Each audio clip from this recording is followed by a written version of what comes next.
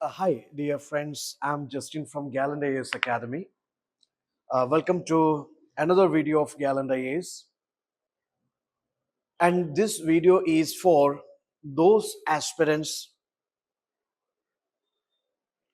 who are very much tensed or confused about cracking this prelims examination.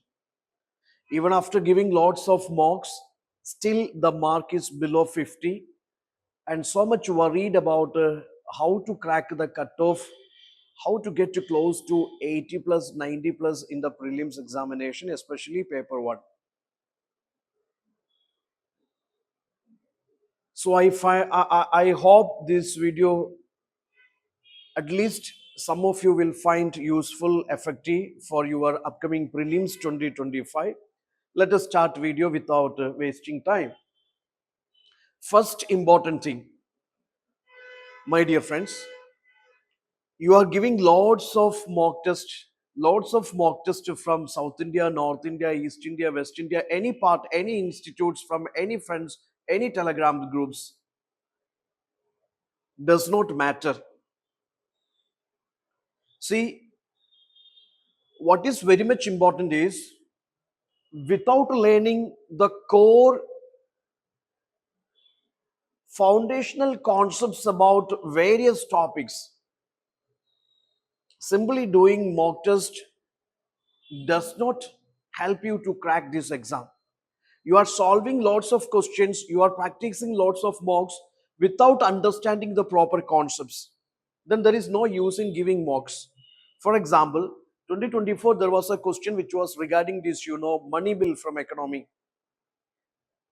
See the question. If money bill concept is the foundational concept is not clear to you, then you will not be able to answer that particular question. So here what I am saying is that the purpose of solving mocks is also to learn the core concepts from these core subjects, be it history, economy, geography, polity, environment, science, any subjects. Make sure that while doing the mocks, what all the areas you failed, what all the questions you made wrong, make sure, yes, those concepts must be studied well, learned well, revised well.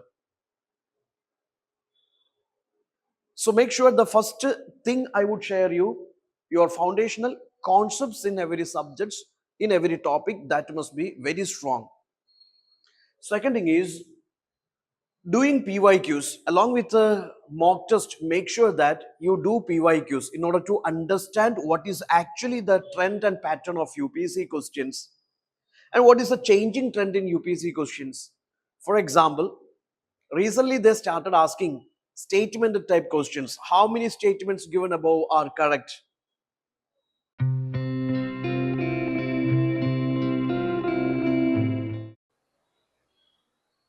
Instead of select the correct statement from the choices, they started asking three column type, table type questions, match the pair type questions. They started asking assertion reason type of questions, whether the second statement is the accurate explain to the first statement. So while doing these PYQs from these, at least from 2011 to 2024, you will understand the changing trend in UPSC questions, or how deeper they are going in various subjects. What all the core areas, what all these, peripheral areas. So understanding, for example, you just think about Indian polity. A student who learns Indian polity must also understand that parliament is one of the core areas in polity. A student who learns ancient history, R. Sharma, must understand that Buddhism, Jainism is core for UPSC. Similar way, in every subject, some core areas are there from where lots of questions are being asked frequently in every year. So understanding the core areas, that is also very much important as far as doing PYQs are concerned, or that is purpose of PYQs. Then understanding the mistakes. See, doing these mocks, you are simply not understanding what are the mistakes you are frequently, doing. For example, one problem is you are not able to see not correct. They're asking for not correct one, you are picking this, correct one. So continuously, even after solving lots of mocks, yes, you don't understand that your problem is with you are not able to see this not, the word not in the question. Sometimes instead of ascending, you are picking this descending order. They're asking for, rearrange them in the ascending order or descending order. Then, you just, instead of ascending, you go for descending. Instead of descending, you go for ascending. Or sometimes the mistake would be like this, yeah, instead of A, like a bubble this B. So some careless, very, very silly careless errors are there. But without understanding this, yes, I mean, if you are not correcting these things after every mocks, then doing lots of mocks, that will not help you. Okay, so find out the mistakes. What kind of the mistakes you have? Sometimes you may have conceptual errors. Conceptual errors means obviously you must understand, you must learn the concepts. Sometimes you may have the factual errors. Maybe fact you learned is wrong. You googled or you did this chat GPT, you collected some wrong informations, or maybe you made it into a compilation, but the actual information is something else. Okay, so simply blindly following certain online sheets or online sites and having a collection of these wrong factual informations and simply applying them in the questions, that will not save you. So yes, take care whether your facts are correct.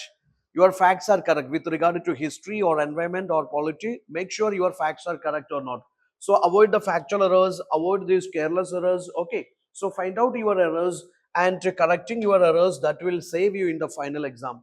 Next thing is non-simulated settings. Many of you give exams without understanding this, yes, time management. For example, yes, every UPC exam, I mean this GS prelims GS exam or CSAT exam, it's having a duration of 2 hours.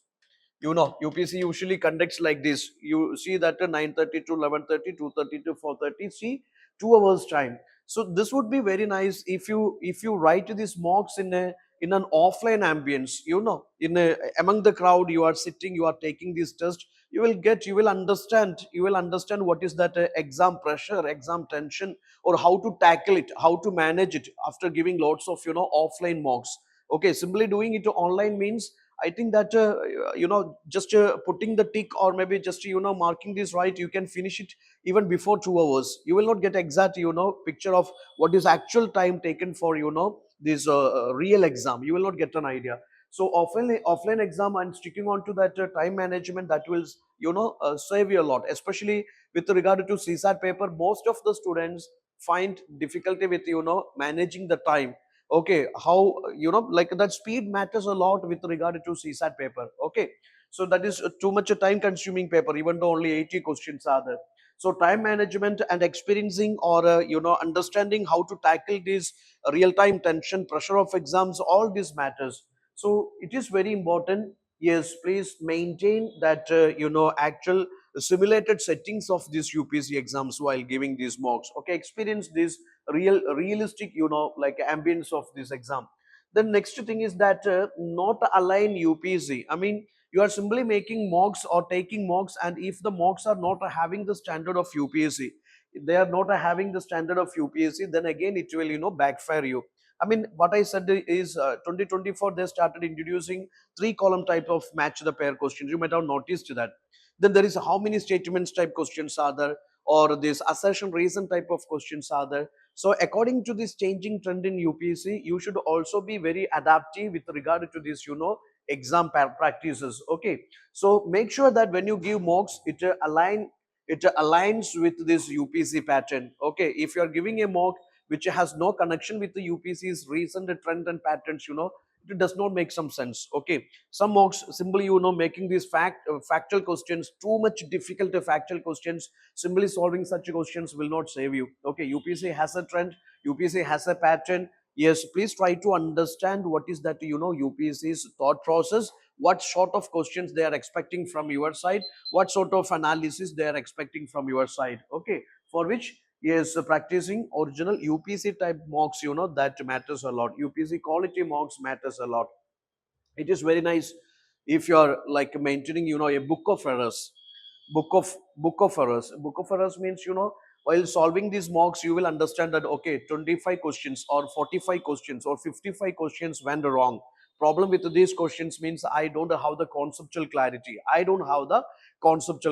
So just make a book of errors. You prepare a lot, a short, a small study note where you can mention what all things you missed. For example, there is a concept on this, fixed capital, working capital. Okay, just to define what is fixed capital, there is working capital, what are the examples for each.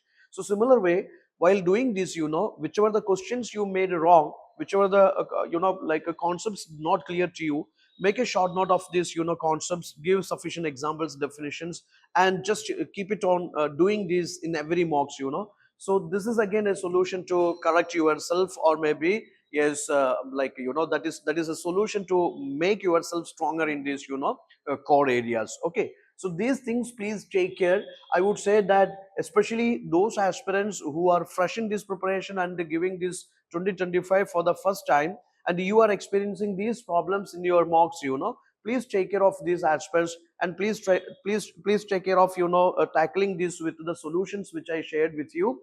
And just to stay positive, practice continuously. Even if you are scoring below 50, no issues. Most important thing is, after every test, as I said this way, just have a perfect analysis of yourself, okay, and improve accordingly. Get to the best mentorships from your mentors, and with their support, make sure that your preparation goes in right track, your mocks goes in right track, and surely you will crack this in the final exam. All the best. Thank you.